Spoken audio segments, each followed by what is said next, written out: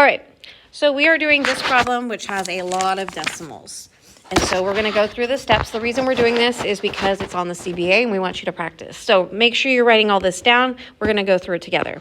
Can I distribute on the right side? Right here, I'm looking at this. I see parentheses, so I'm gonna check yes here. 2.6b, or 2.6 times b is just 2.6b. My b's kind of look like sixes sometimes, so I'm gonna try, but make sure you're writing this, okay? 2.6 times 10. So make sure we're using our calculator on everything and checking your answers as well. 2.6 times 10 is positive 26. All right, then I'm gonna go on. Can I distribute on the right side? I see parentheses, so I'm gonna check yes. And I have Desmos open right here. You guys can't see it, but I am multiplying these in my calculator. So 4.4 times negative 1.7b is negative 7.48b. And then 4.4 times 3.6 is positive 15.84. All right, so we checked yes on that one. Step 2 says, can I combine like terms on the left? So I look at this 2.6b and 26. I'm going to say no because one has a b and one doesn't. So we're going to select no here. Can I combine the 7.48b and the 15.48? I'm going to say no as well because one has a b, one doesn't. All right, so we skip to step 3. We are on step 3, and it says, I need to add or subtract the right variable to get rid of it. Well, I have this negative 7.48b on the right side, so I'm going to add to get rid of it. If I add it on one side, I'm going to add it on the other. So make sure you bring your 0 out here.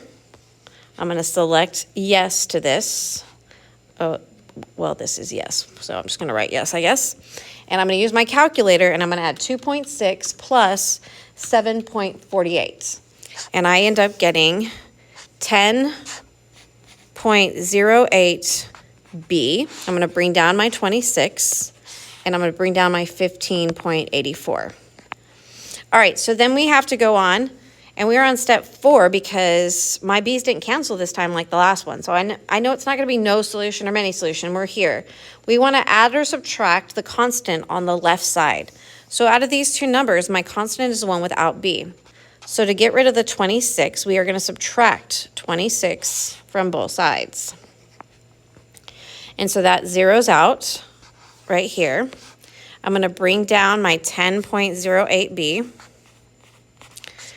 And I'm going to put the other side in the calculator. 15.84 minus 26 is negative 10.16. All right, my last step. What's always my last step? My last step is to divide by 10, whatever b is connected to b.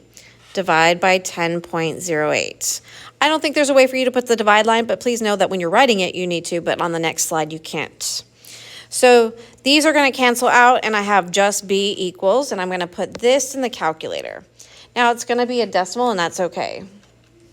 And it wants our numbers to be to the second decimal. So I'm going to write them all out, and we can talk about it. So I get, for this, negative 1.007936.